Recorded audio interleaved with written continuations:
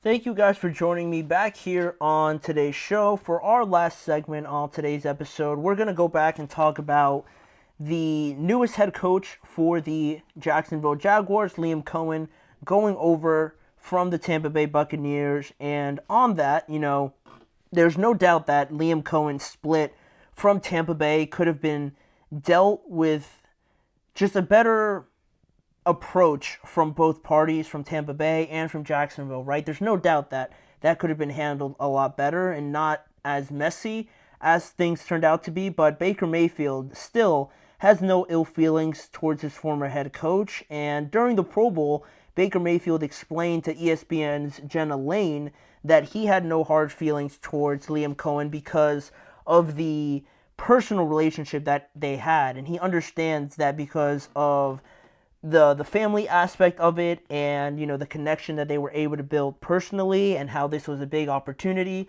for Liam Coen, that's why he's not so hurt by it like maybe a couple Buccaneers fans are out there. And despite this being the second consecutive year where Tampa Bay loses their offensive coordinator, Baker isn't really sweating it because he was just full of praise for Liam Coen when he was asked about it. And not only that, but Baker has experience in all of these twists and turns when it comes to off the field stuff since he's played with 8 different head coaches now, and he's going to be on his 7th offensive coordinator now as well, right? It's not something that Baker's completely like just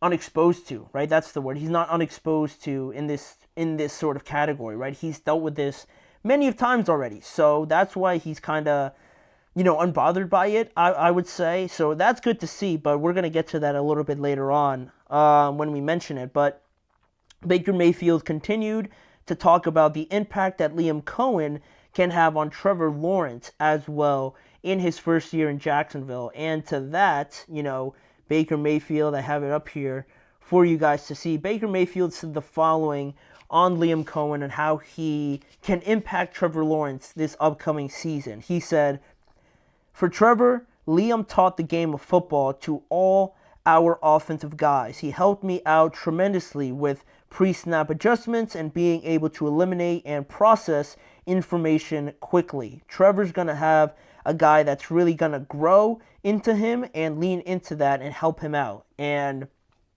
I think that's a very positive and reaffirming thing to see, because Trevor Lawrence is the Jacksonville Jaguars, right? You can't mention the Jaguars without mentioning Trevor Lawrence, right? They're both synonymous with each other, and they're going to be tied to each other for the next 4 years at least, right? Because he signed that massive extension, and no one's labeling. Now we get into this question, right, that you see on your screen. Is this a make or break season for Trevor Lawrence? And I don't mean to say that in a way that people are going to start labeling him like a bust or anything like that, right? But in 4 seasons already, he had, let's see, his first year, he had a very bad year with Urban Meyer, right? That entire situation in Jacksonville, from front office to everywhere, was just messed up, right? Everything was as bad as it could possibly be when you bring in a new head coach. So that was already a pretty bad start, right? And then you get to his second year and you saw major improvements with Doug Peterson, right? They had that crazy comeback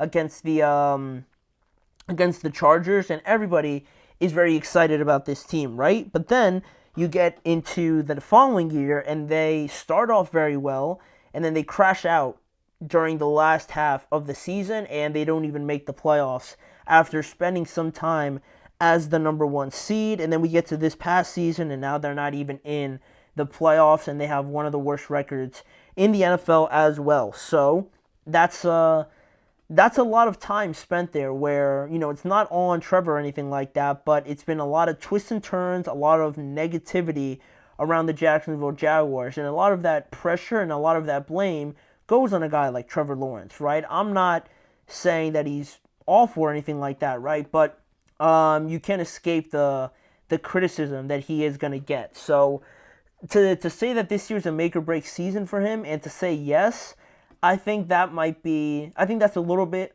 unrealistic, just because, he's signed. He is signed. for the next 4 to 3 years. So you're going to find it very hard to move on from him and have somebody else take on that contract unless you have another like Russell Wilson, kind of Deshaun Watson situation that you're in right now if you're the Cleveland Browns. But, he's locked in, and I think that in some aspect to say make or break year, I feel like this year we got to see some sort of stability and some reassuring things from Trevor that we just haven't seen enough of to this point in his career thus far. And, Mayfield saw tremendous strides with Liam Coen, right? That's where he kind of fits into this, where Baker Mayfield had a great season with Dave Canales, but all right, people have only seen it once. Is this guy really able to do it again, especially with a new offensive coordinator? And Liam Coen comes in there and he says, but he shows how he can have a massive impact on these quarterbacks, right? Baker Mayfield this year had a career year. He had a career completion percentage at 71%. He had a career high in yards at 4,500 and a career high in passing touchdowns with 41 of those. So why can Liam Coen do this in Tampa Bay, but he can't be able to do it with a guy that maybe a lot of people at the time, or maybe even still, believed had more talent than Baker Mayfield, right? Trevor Lawrence was talked about in the same breath as like Andrew Luck coming out or Peyton Manning coming out of college, right? And he just hasn't been to that level as of yet. And of course, that has a lot to do on the organization and who they surround Trevor Lawrence with. But, he isn't also without blame with some of the turnovers and just the inconsistent play. And now it looks like his confidence is a little bit shaken up. So there's a lot of work to do at this spot. No one said it was going to be easy. But for this year to be a make or break season, I would just say it has to be a little, like, tremendously better than what we saw last year from this team, at least from Trevor Lawrence, right? We can't keep talking about doubting Trevor Lawrence as whether or not, or is he their starting quarterback? Is he really their future? Did they make a mistake drafting him? Did they make a mistake paying him? We can't have those talks continually in 2025 or going forward. That has to stop, and I believe this year has to be the year to do so. He doesn't have to be considered a top 5 quarterback this year, but I feel like he has to kind of shake that narrative that it could be all down to him, right? You don't want to be the guy that, costs your team the play, that throws the interception, that drops the pass in the conference championship game, right? Or that misses the blocking assignment, or that, just gets called for an awful penalty, right? That costs them the game. You don't want to be that guy. And I think a lot of times Trevor gets that blame, fair or unfair, it always falls to Trevor, right? This year has to be the year where Trevor shakes that narrative, and anytime they do have a setback or anything like that, you're going to point to three other things before you get to Trevor, right? He's got to play that sort of level of football again, and I think he's capable of doing it, and I believe in Liam Coen that he is the guy to get the best out of Trevor Lawrence this season. I really do, because although he's been to 10 different places in his career already, I think, there's something to say about having success with the Buccaneers, and then, having a little bit of success with the Rams, under Sean McVay and things like that. I believe he was at Kentucky at one point as well. So bouncing all over to these different spots and, having people willing to have you in, right? Because if you've been to that many spots, if you're Liam Coen, you're obviously getting a lot of attention to want to be at those places, right? People want you to coach their teams in some sort of aspect. So a lot of people want to get their hands on Liam Coen. A lot of people want to get their hands on Liam Coen. So for him to land with Jacksonville and take this opportunity, I feel like they've landed the right guy. They landed the guy that they want. And now it's up to him to have some sort of success close to what he had with Baker Mayfield with Trevor Lawrence. And they got guys like Brian Thomas Jr., who had a sneaky, awesome season, a Pro Bowl caliber season if you'd ask me, but we're not voting on that. So you got guys like that, Evan Ingram, Trevor Etienne, also hopefully trying to bounce back from a down year.